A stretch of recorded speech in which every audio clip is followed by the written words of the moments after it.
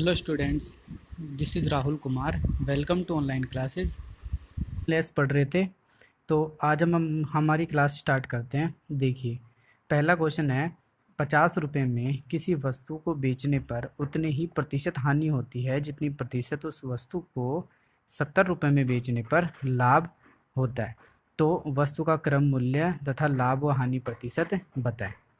देखिए, ये क्वेश्चन थोड़ा सा टिपिकल पड़ता है, लैंग्वेज आपको समझ में आएगी नहीं कि यार लिखा हुआ क्या है, तो मैं आपको बिल्कुल बेसिक से समझाऊंगा ताकि आपको अच्छे से समझ में आ सके, है ना।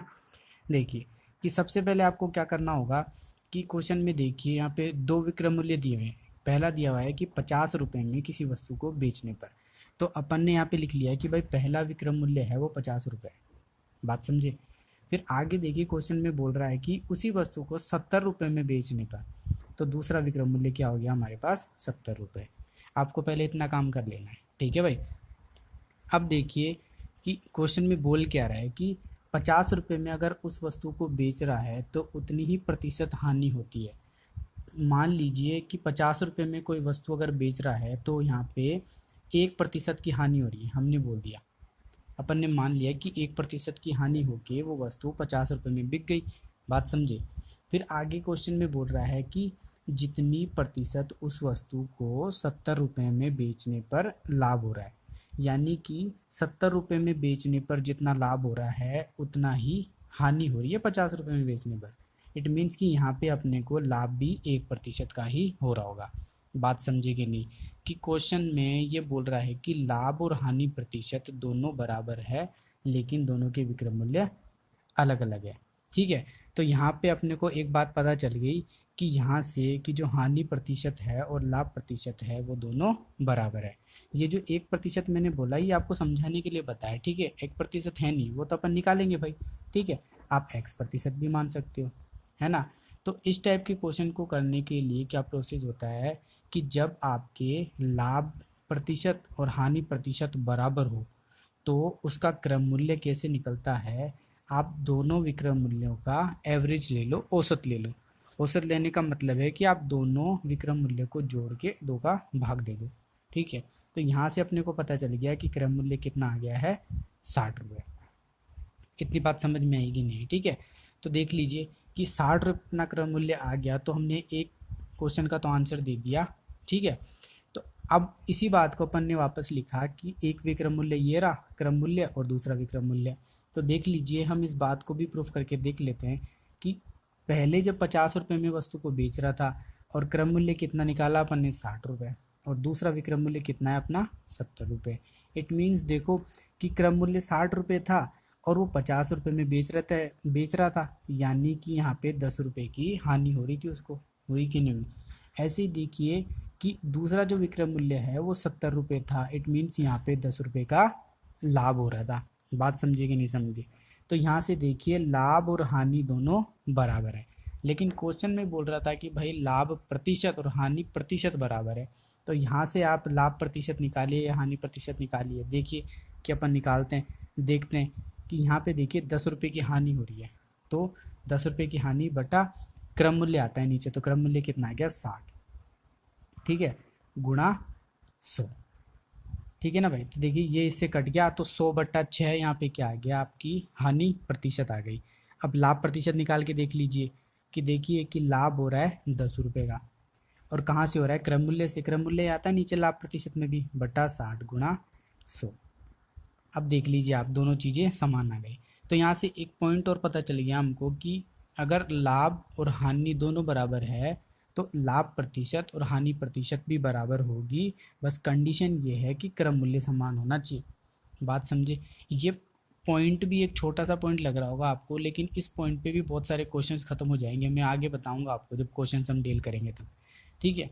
तो हमने अपने हिसाब से ये चीज़ भी देख ली, और लाभ और हानि प्रतिशत पूछ रहा था ये अपन ने निकाल लिया। मैंने भी आपको बताया ये कि हानि प्रतिशत भी वही होगा जितना कि लाभ प्रतिशत होगा, यानी 10/6 गुणा 100। तो कितना आ जाएगा ये 1/6 आ जाएगा, 100/6 होगा ये, ठीक है। और 100/6 आपको पता है कितना होता है, 16 से 2/3%। तो इस टाइप से हम इन क्वेश्चंस को सोल्व करेंगे। अब देखिए सेम क्वेश्चन हम थोड़ा सा लेवल चेंज कर देंगे तो ये क्वेश्चन कैसे चेंज हो जाएगा, देखिए वो मैं आपको बताता हूँ। देखिए नेक्स्ट क्वेश्चन है अपना, किसी वस्तु को 800 रुपये में बेचने पर हुआ लाभ उस वस्तु को 275 रुपये में बेचने पर हुई हानि का 20 गुना है, तो वस्तु की कीमत ज्ञात करिए। तो देखिए यहाँ पे हानि और लाभ जो है उसमें कोई रिलेशन दे रखा है और दो विक्रम मूल्य अपने को दे रखे हैं। तो हम सेम वही प्रोसेस अपनाएंगे कि हमने एक विक्रम मूल्य लिख दिया, कितना है 275 रुपये, ठीक है, और दूसरा विक्रम मूल्य कितना दे रखा है 800 रुपये। देख लो भाई, बोल रहा है क्वेश्चन में कि 800 रुपये में बेचने पर और 275 रुपये में बेचने पर बेचने वाला जो मूल्य होता है वो विक्रम मूल्य ही होता है, और बीच में अपन ने क्रम मूल्य लिख दिया है। ठीक है, इतनी बात समझ में आ गई आपको। अब देखिए आगे कि क्या हो रहा है क्वेश्चन में कि 800 रुपये में बेचने पर हुआ लाभ 275 रुपये में बेचने पर हुई हानि का 20 गुना है। यानी मान लो कि हमको 275 रुपये में किसी वस्तु को बेचने पर 1 रुपये की हानि हो रही होगी। हमने मान लिया कि भाई 1 रुपये की या 1 यूनिट की हमको हानि हो रही है, तो 1 यूनिट की हानि हो रही है तो इसका 20 गुना क्या हो रहा था, 800 रुपये में बेचने पर वस्तु को लाभ हो रहा था। बात समझे। देखिए मैं दोबारा रिपीट करता हूँ कि क्वेश्चन की लैंग्वेज को समझिए आप, कि 800 रुपये में बेचने पर हुआ लाभ कितना है 275 रुपये में बेचने पर हुई हानि का 20 गुना। यानी हानि अगर 1 यूनिट रही होगी तो लाभ इसका 20 गुना यानी 20 यूनिट रहा होगा। बात समझे कि नहीं समझे। बस आपको यही पॉइंट था जो ध्यान रखना था और लिखना था। इट मीन्स आपको यहाँ से पता चल गया कि यहाँ से कि 20 यूनिट का मान लीजिए आपको लाभ हो रहा है, 1 यूनिट की हानि हो रही है, तो दोनों को आप जोड़ोगे तो कितना आ जाएगा 21 यूनिट। ये 21 यूनिट किसको बताएगा, इन दोनों विक्रम मूल्यों के अंतर को। ठीक है, किसको बताएगा, इन दोनों विक्रम मूल्यों के अंतर को, यानी 800 माइनस 225 बराबर 525 रुपये। अब देखिए ऐसा हो क्यों रहा है, ये मैंने डायरेक्ट लिखा है, मैं आपको समझा भी देता हूँ। देखिए कि यहाँ पे अपने को हानि हो रही है और हानि के टाइम आपको पता है कि हानि कब होती है, जब क्रम मूल्य ज़्यादा होता है और विक्रम मूल्य कम होता है। ठीक है, तो आपने ये क्रम मूल्य ऐसे लिखा, मान लीजिए मैंने लिख दिया लो CP, ठीक है, माइनस आप क्या लिखोगे SP1, ये पहला वाला SP बराबर कितना हो रहा है, आपको 1 यूनिट की हानि हो रही है, ये आपने लिख दिया। बात समझे।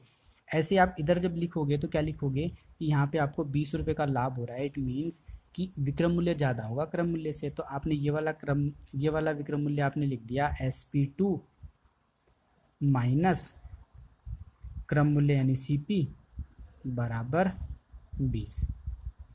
लिखा कि नहीं लिखा। अब देखिए आप इन दोनों इक्वेशंस को है ना जोड़ दीजिए, तो ये CP से CP कट जाएगा और SP2 माइनस SP1 कितना आ जाएगा, 20 और 1 21, यानी कि 21 यूनिट का मान SP2 यानी 800 माइनस SP1 यानी 275 के बराबर होगा। इट मीन्स कि 21 यूनिट 525 के बराबर हो गया। बात समझिए कि अपन ने कैसे लिखा है। तो यहाँ से अपने को पता चला कि 1 यूनिट का मान 25 रुपये हो गया। ठीक है, कितना आ गया 25 रुपये। अब देखिए आप यहाँ पर ऐसे नहीं कर सकते मैं 100 यूनिट का मान निकाल लो और 2500 रुपये आ गया, नहीं भाई, यहाँ पे थोड़ा कॉन्सेप्ट चेंज है। अपन 100 यूनिट की बात ही नहीं कर रहे हैं। कैसे कि यहाँ पे अपने पास जैसे 1 यूनिट 25 आया, 25 रुपये आया है ना, तो देखिए अपन ने पहला विक्रम मूल्य लिखा 275 रुपये। इट मीन्स कि आपको यहाँ पे 1 यूनिट की हानि हुई है, यानी 1 यूनिट का मान कितना है 25 रुपये। इट मीन्स कि यहाँ से आपको 25 रुपये की हानि हुई होगी। अगर 25 रुपये की हानि हुई होगी तो 275 प्लस 25 यानी 300 रुपये क्रम मूल्य रहा होगा। बात समझे कि नहीं, कि क्रम मूल्य भाई 300 रुपये रहा होगा, तभी तो 1 यूनिट की हानि यानी 25 रुपये की हानि होके विक्रम मूल्य 275 रुपये आ गया होगा। ठीक है, तो यहाँ से अपने को क्रम मूल्य पता चल गया। अब इस वाली साइड से भी हम निकाल के देखते हैं कि बात सही है कि नहीं है। देखिए कि यहाँ पे आपका विक्रम मूल्य 800 रुपये था और लाभ कितने का हो रहा था, 20 यूनिट का हो रहा था। कितने का लाभ हो रहा था भाई, 20 यूनिट का लाभ हो रहा था। तो इसके हिसाब से कि 800 रुपये है आपके पास और इसमें 20 यूनिट का आपके पास लाभ छुपा हुआ है, तो 20 यूनिट का मान कितना हो जाएगा 500 रुपये। होगा कि नहीं होगा भाई, 1 यूनिट का मान 25 है तो 20 यूनिट का मान कितना हो जाएगा 500 रुपये। इट मीन्स कि यहाँ पे आप में 500 रुपये का लाभ छुपा हुआ है, तो क्रम मूल्य आपका 300 रुपये रहा होगा, तभी तो 500 रुपये का लाभ होके आपने वस्तु को 800 रुपये में बेचा होगा भाई। समझ गए। तो ये आप पे डिपेंड करता है कि आप किस साइड से क्रम मूल्य निकालते हो, आप किधर से भी निकालो दोनों सेम आना है। ठीक है भाई, तो इसमें अपन ने वस्तु की कीमत पूछी हुई थी, वो निकाल दी कि वस्तु की कीमत 300 रुपये होगी। और अगर अपन से लाभ प्रतिशत और हानि प्रतिशत पूछ लेता तो वो भी हम निकाल सकते थे। ठीक है, कैसे निकाल सकते थे भाई, कि जैसे हानि प्रतिशत पूछ रहा होता तो भाई हमको 25 रुपये की हानि हुई है कि नहीं है, 25 रुपये की हानि, ये देखो, और क्रम मूल्य से हुई है यानी 300 रुपये से हुई है, गुणा 100। तो ये आपकी क्या आ जाएगी, आप कैलकुलेट कर लेना, ये आ जाएगी हानि प्रतिशत। ऐसे आप लाभ प्रतिशत निकालोगे तो भाई 500 रुपये का अपने को लाभ हो रहा है 300 रुपये से, गुणा 100। तो यहाँ से लाभ प्रतिशत आ जाएगा। अब देखिए इस क्वेश्चन में लाभ प्रतिशत और हानि प्रतिशत दोनों अलग अलग होंगी। जो मैंने पिछला क्वेश्चन करवाया था ना, उसमें पहले ही स्पेसिफाई किया था कि लाभ प्रतिशत और हानि प्रतिशत बराबर है। इस वजह से अपन ने क्या कर दिया था कि जो क्रम मूल्य था वो निकाला था इन दोनों विक्रम मूल्य के योग का एवरेज। ठीक है, कि दोनों को जोड़ के आप 2 का भाग दो, ऐसे हम निकाल सकते थे। लेकिन अगर लाभ प्रतिशत और हानि प्रतिशत अलग अलग होंगे तो आप डायरेक्ट एवरेज करके नहीं निकाल सकते भाई, फिर आपको ये लिखना पड़ेगा कि आप निकालोगे कैसे। बात समझ में आ गई? तो इसीलिए मैं आपको ये नहीं बता रहा हूँ कि भाई आप ट्रिक याद करो, वरना मैं आपको इससे पहले वाला क्वेश्चन लिखवा देता और बोल देता कि भाई कि अगर लाभ प्रतिशत और हानि प्रतिशत समान हो तो आपका क्रम मूल्य कैसे मिलता है, कि दोनों विक्रम मूल्य को जोड़ के उसमें 2 का भाग दे दो। आप भी खुश कि यार बढ़िया हो गया। फिर जब आपके पास ये क्वेश्चन आ जाता है एग्जाम में तो आप घूम जाते कि यार ऐसे तो हो ही नहीं रहा, फिर कैसे करेंगे, आपका क्वेश्चन गलत हो जाता। ठीक है भाई, इसलिए बेसिक पे जाओ, जो बेसिक है। ठीक है, चलिए अब अगले क्वेश्चन पे अपन चलते हैं। किसी वस्तु को बेचने पर विक्रम मूल्य के 2/3 की हानि होती है तो हानि प्रतिशत ज्ञात कीजिए। तो देखिए जैसे क्वेश्चन बोल रहा है ना, वैसे वैसे आपको लिखना है कि हानि कितनी हो रही है, हानि बराबर विक्रम मूल्य का 2/3, यानी 2/3 गुणा विक्रम मूल्य। समझे, यहाँ पे पहले ही बोला हुआ है कि विक्रम मूल्य का 2/3 यानी 2/3 गुणा विक्रम मूल्य बराबर हानि। तो यहाँ से विक्रम मूल्य को आप डिवाइड कर दोगे हानि में तो कितना आ जाएगा, 2/3।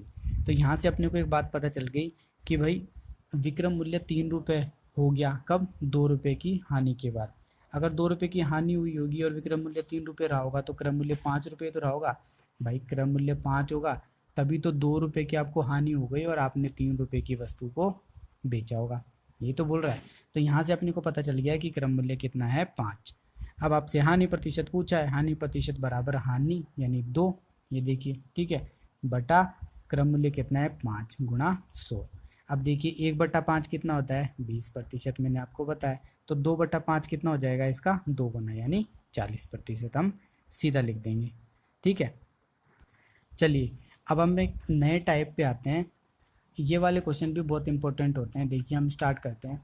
किसी सौदे का 2/3 भाग 5% के लाभ पर बेचा तथा शेष 2% हानि पर बेचा गया। यदि कुल लाभ 400 रुपये है तो सौदे की कीमत बताइए। देखिए इससे पहले जो अपन क्वेश्चंस कर रहे थे ना, उसमें सीधा सा ये बोला हुआ था कि यार इतने रुपए हैं, उस पर इतना लाभ हो रहा है, हानि हो रही है, तो इतने की वो बिक जाएगी। या फिर ये बोला हुआ था कि कोई भी वस्तु इतने रुपए की बेच रहे हैं तो उसमें इतने का अपने को लाभ हो रहा है, तो क्रम मूल्य बताओ या लाभ प्रतिशत या हानि प्रतिशत बताओ। ठीक है, लेकिन यहाँ पे क्वेश्चन थोड़ा चेंज हो गया है कि आपके पास कुल रुपए हैं। ये क्वेश्चन का लैंग्वेज समझिए, मैं आपको समझाना चाह रहा हूँ कि आपके पास कुल टोटल 100 रुपये हैं और इस 100 रुपये के 2/3 भाग को है ना 5% लाभ पे दिया उसने, और 2/3 भाग के अलावा जो शेष भाग है उसको 2% हानि पर बेच दिया। तो बोल रहा है कि उसको कुल कितना लाभ हो रहा है, दे रखा है ये भी अपने को। ठीक है, तो सौदे की कीमत पूछ रहा है जो अपन ने 100 रुपये मानी थी।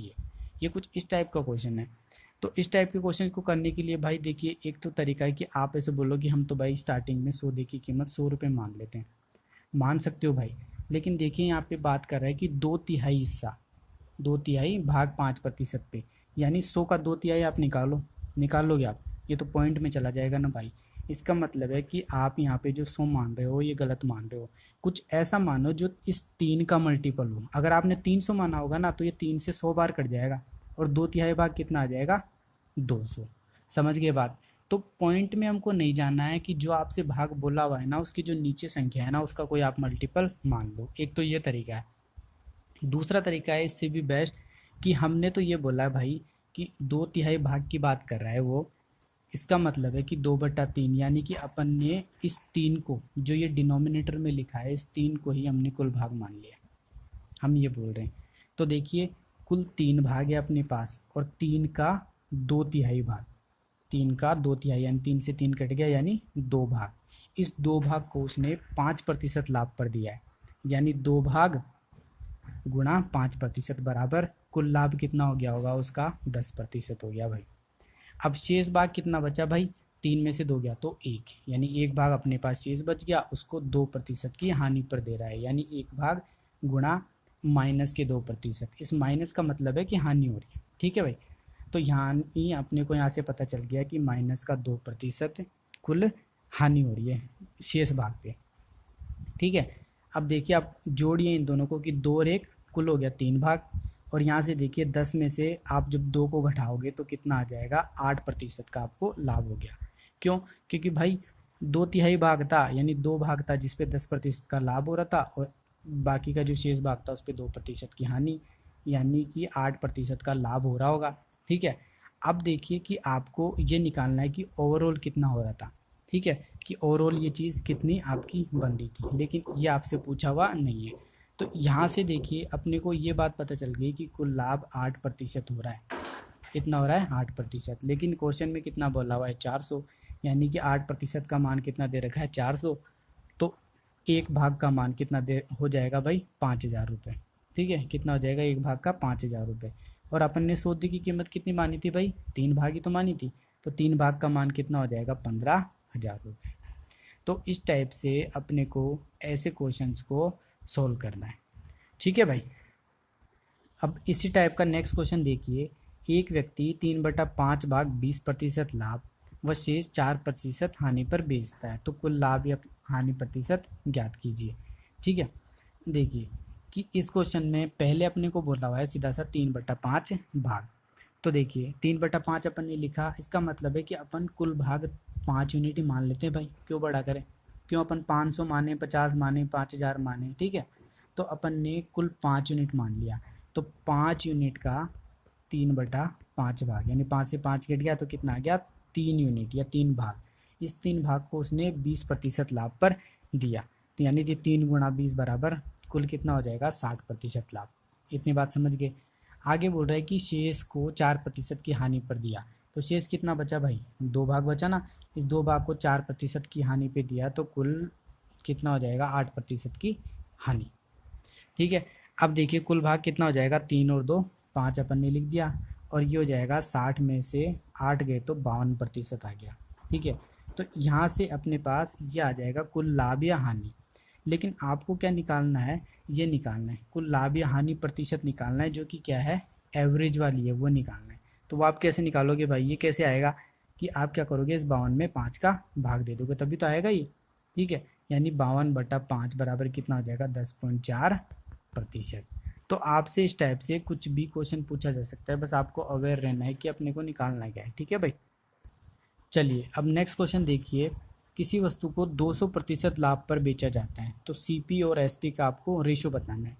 तो देखिए 200% का मतलब कितना होता है, 200 और प्रतिशत का साइन हटाओगे तो आप नीचे कितना आ जाएगा, 100, ठीक है। यानी कितना हो जाएगा, ये 2/1। इट मीन्स कि उसका क्रय मूल्य 1 रुपये रहा होगा और उसको 2 रुपये का लाभ हुआ होगा, यही तो बोल रहा है ये, कि उसको 2 रुपये का लाभ हुआ होगा, तो उसने बेची कितने में होगी वस्तु, 3 रुपये में।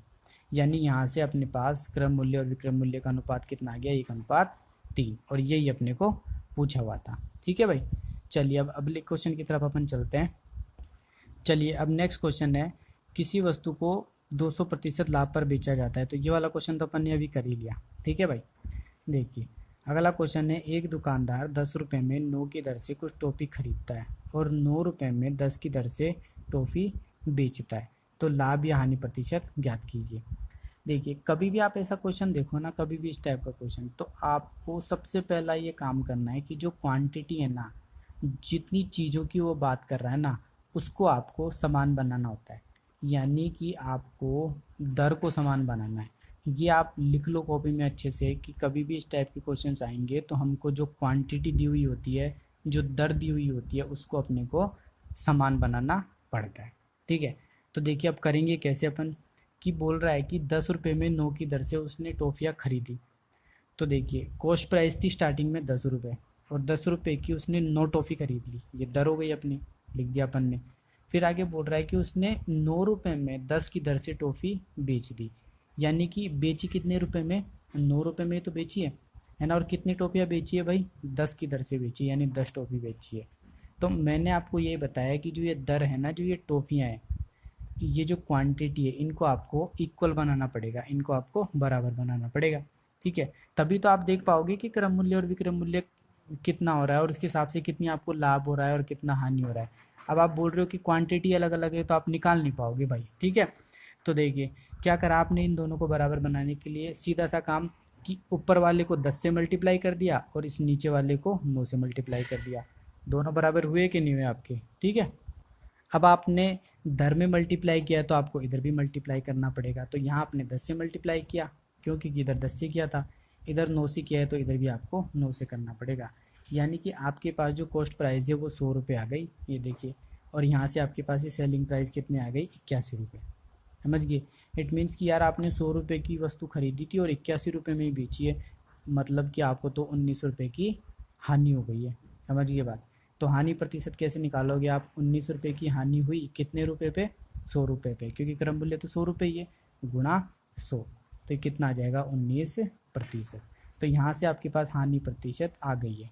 तो बस आपको यही ध्यान रखना है कि अपने को दर को समान बनना पड़ता है। ठीक है, क्यों, क्योंकि मैंने आपको बताया भी है कि यार क्रम मूल्य और विक्रम मूल्य के लिए आप जब दर ही समान नहीं करोगे तो आप बताओगे कैसे कि कितना लाभ हो रहा है कितनी हानि हो रही है। मान लीजिए मैं तो बोल दूंगा कि यार मैंने तो 50 रुपये की 4 वस्तु ले आया, खरीद ली, और 20 रुपये की मैंने 3 वस्तु बेच दी, तो आप बताओ कैसे बताओगे। तो आप इन दर को समान बनाना पड़ेगा आपको।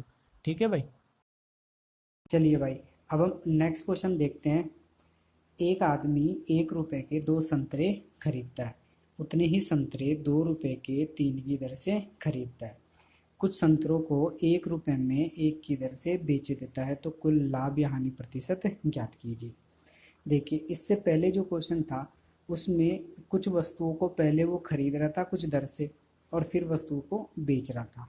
ठीक है, लेकिन यहाँ पे देखिए कि वस्तुओं को वो 2 बार खरीद रहा है, कुछ दर से कुछ पैसे लगा के, और फिर उन टोटल वस्तुओं को वो बेच रहा है कुछ दर से। ठीक है, तो अपने पास यहाँ पे 2 तरीके हैं कि एक तो अपन जो 2 बार खरीद रहा है वस्तुएं वो वाली दर, ठीक है, और एक बार जो वस्तु बेच रहा है वो वाली दर, इन तीनों दरों को अपन एक साथ समान बना ले। या फिर पहले भाई खरीदने की दर को समान बना लो, फिर खरीदने की दर के साथ बेचने की दर को समान बना लो। ठीक है, तो अपन क्या करते हैं कि पहले अपन ने क्वेश्चन के अकॉर्डिंग लिख दिया कि 1 रुपये के 2 संतरे खरीदता है, यानी कि 1 रुपये में उसने 2 संतरे खरीद लिए। उतने ही संतरे 2 रुपये के 1 की दर से खरीदता है, यानी 2 रुपये के 1 की दर से उसने उतने ही संतरे खरीद लिए। ठीक है, तो पहला अपना काम की जो ये दर है इसको समान बनाना है। तो 2 और 1 को समान बनाओगे तो आप कैसे क्या करोगे, इसमें 1 में 2 से मल्टीप्लाई कर दोगे, ऐसे इधर भी आपको फिर 2 से मल्टीप्लाई करना पड़ेगा। ठीक है, तो यहाँ से अपने को पता चल गया कि पहले की जो कीमत थी, कॉस्ट प्राइस थी, वो 1 रुपये थी और अब कितनी है, 4 रुपये। यानी टोटल कॉस्ट प्राइस यानी टोटल क्रम मूल्य कितना हो गया, 5 रुपये। समझ गए। ऐसे ही यहाँ पे 2 संतरे खरीद रहा था और यहाँ पे भी 2 संतरे खरीद रहा था, तो कुल संतरे कितने हो गए, 4। इट मीन्स अपने को यहाँ से पता चला कि वो 5 रुपये में 4 संतरे खरीद रहा था। समझ गए कि इसने क्वेश्चन में जो अलग अलग बोला हुआ था वो हमने कमांड करके निकाल के लिख दिया है कि 5 रुपये में 4 संतरे वो खरीदता है। ठीक है, अब आगे अपन क्या करेंगे, एक क्वेश्चन में बोल रहा है कि कुल संतरों को उसने 1 रुपये की 1 की दर से बेच दिए, यानी 1 रुपये में 1 की दर से संतरे बेच दिए। तो अपने को वापस दर को समान बनाना पड़ेगा। तो 1 और 4 को समान बनाने के लिए क्या करना पड़ेगा आपको, 1 में 4 से गुणा करना पड़ेगा। अगर आपने इधर गुणा किया है तो आपको इस साइड भी गुणा करना पड़ेगा।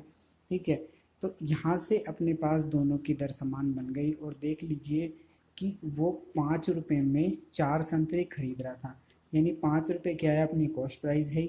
और ऐसे ही 4 रुपये में 4 की दर से वस्तुएं बेच रहा है, यानी कि ये 4 रुपये जो आया है आपके पास, ये क्या है, सेलिंग प्राइस है। ठीक है, विक्रम मूल्य है। तो अब आपको यहाँ से पता चल गया कि यार 5 रुपये में तो वो खरीदा और 4 रुपये में ही वो बेच दिया, यानी उसको 1 रुपये का क्या हो गया होगा, लॉस हो गया होगा। ठीक है, यही हमने यहाँ पे लिखा हुआ है कि देखिए 1 रुपये का लॉस हो गया, डिवाइड बाई क्या आता है, क्रम मूल्य। तो क्रम मूल्य कितना है अपना, 5 रुपये। तो नीचे आ गया 5 और गुणा 100, यानी कि ये कितना हो गया, 20%। तो यहाँ से अपने को पता चल गया कि भाई हानि कितनी हुई है, 20%। तो ये प्रोसेस होता है इस टाइप के क्वेश्चन को करने के लिए कि आपको कितनी ही बार खरीदवा रहा हो, कितनी ही बार बेचवा रहा हो, बस आपको सिर्फ एक पॉइंट ध्यान रखना है कि हमको दर को समान बनाना है। चलिए अब नेक्स्ट क्वेश्चन देखिए। एक डीलर एक साइकिल 10% लाभ पर बेचता है। यदि वह साइकिल 10% कम दाम पर खरीदता और 60 रुपये अधिक दाम पर बेचता तो उसे 25% लाभ होता। तो साइकिल का क्रम मूल्य ज्ञात कीजिए। देखिए जैसे जैसे क्वेश्चन बोल रहा है ना वैसे वैसे करेंगे। तो स्टार्टिंग में हमने मान लिया कि वस्तु की जो कॉस्ट प्राइस है वो कितनी है, 100 रुपये। ठीक है, ये हमने स्टार्टिंग में मान लिया। तो इसको अपन ने नाम दे दिया CP1। अब आगे देखिए क्वेश्चन में बोल रहा है अपने को कि वह साइकिल को 10% लाभ पर बेचता है, यानी 100 रुपये होगा वस्तु का क्रम मूल्य और 100 का 10% लाभ यानी 10 रुपये का, या फिर आप 10 यूनिट बोल सकते हो, का लाभ हुआ और 110 यूनिट की उसने वो साइकिल को बेच दिया है। ठीक है, यानी कि SP1 कितना आ गया, 110 यूनिट। समझ गए बात। अब आगे बोल रहा है कि यदि वह साइकिल 10% कम दाम पर खरीदता, इट मीन्स यहाँ पे देखिए खरीदने की बात कर रहा है। तो पहले वो 100 रुपये की खरीद रहा था साइकिल और अब कितने की खरीद रहा है, 100 यूनिट की या 100 रुपये की 10% कम दाम, यानी 10 यूनिट कम दाम। इट मीन्स कि वह 90 यूनिट की क्या कर रहा है, वो साइकिल खरीद रहा है अब। तो अब CP2 अपन ने इसको नाम दे दिया। देख लीजिए दो कॉस्ट प्राइस हो गए ना अपने यहाँ पे। अब आगे क्वेश्चन में इसने बोला कि 60 रुपये अधिक दाम पर बेचता तो उसे 25% का लाभ होता। तो देखिए अब जो कॉस्ट प्राइस है ना वो कितनी है अपने पास, 90 रुपये है कि नहीं। तो 90 रुपये से उसको 25% का लाभ होता, ये मतलब है इसका। तो 90 का आपने 25% निकाला, 25% का मतलब होता है भाई 1/4। तो 90 में 4 का जब आप भाग दोगे तो 22.5 आएगा। इट मीन्स उसको 22.5 यूनिट का लाभ होता। तो टोटल कितने पड़ जाती सेलिंग प्राइस उस टाइम पे, 90 प्लस 22.5 यानी कि 112.5। समझे कि नहीं समझे बात। तो अब देखिए पहले अपनी सेलिंग प्राइस 110 आ रही थी और अब कितनी आ रही है सेलिंग प्राइस अपनी दूसरी वाली SP2, ये SP2 है। तो SP2 कितनी आ रही है, 112.5। ये क्यों आ रही है, क्योंकि ये बोला हुआ है क्वेश्चन में कि वह 60 रुपये अधिक दाम पर बेचता। समझ गए कि पहले 110 रुपये की बेच रहा था और अब 112.5 रुपये की बेच रहा है। समझ गए। तो यहाँ से जो इन दोनों SP का जो अंतर है वो किसके बराबर है, 60 के बराबर होगा कि नहीं होगा। समझ गए बात।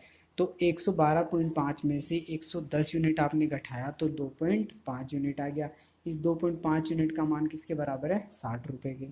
तो 1 यूनिट का मान किसके बराबर हो जाएगा, 24 के। कैसे, 60/25 गुणा 10। ठीक है, तो यहाँ से 24 के बराबर हो जाएगी 1 यूनिट। तो अपने को क्या निकालना है भाई, अब हम बारी बारी से निकालते हैं। पहले क्वेश्चन के अकॉर्डिंग देखिए साइकिल का क्रम मूल्य पूछ रहा है, तो हमने स्टार्टिंग क्रम मूल्य माना था 100 रुपये। तो 100 यूनिट की वैल्यू कितनी हो जाएगी, 24 × 100 यानी 2400 रुपये। बात समझ में आ गई कि नहीं आ गई। अब अगर क्वेश्चन में ऐसा और बोल रहा था कि भाई क्वेश्चन में आप पहला SP बताओ या दूसरा SP का मान बताओ या दूसरे कॉस्ट प्राइस का मान बताओ, तो ये भी हम निकाल सकते थे। कैसे कि देखिए कि अपने को बोले कि भाई पहला कॉस्ट प्राइस अपन ने निकाल लिया, अब दूसरा कॉस्ट प्राइस निकालो। तो कितना है उसका मान, 90 यूनिट। तो 1 यूनिट का मान 24 है, तो 90 यूनिट का कितना हो जाएगा, 90 × 24 बराबर 2160 रुपये।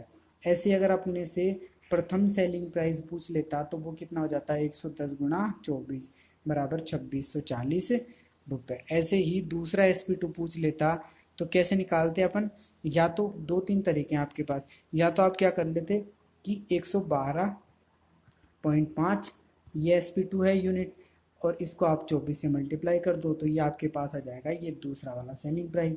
ठीक है। या फिर आपने पहला वाला सेलिंग प्राइस तो निकाला है ही, और उसमें 60 रुपये जोड़ने पर ये वाला सेलिंग प्राइस आ रहा है, तो या फिर डायरेक्टली आप इसमें ये 60 जोड़ के डायरेक्टली आप ये निकाल सकते हो 2700 रुपये। तो ये आपकी मर्जी, आप कैसे भी निकाल सकते हो। तो इस टाइप के क्वेश्चन भी बहुत पूछे जा सकते हैं, और एक ही क्वेश्चन में आपको जितने भी क्वेश्चंस पूछे जा सकते थे वो मैंने आपको बता दिए। ठीक है भाई। तो भाई ये थी आज की हमारी क्लास, आई होप आपको समझ में आया होगा। बाकी अगर किसी को भी कोई डाउट है तो प्लीज़ कमेंट बुक में जाके कमेंट करिए। तो चलिए मिलते हैं नेक्स्ट लेक्चर में। Okay bye bye, thank you, keep watching.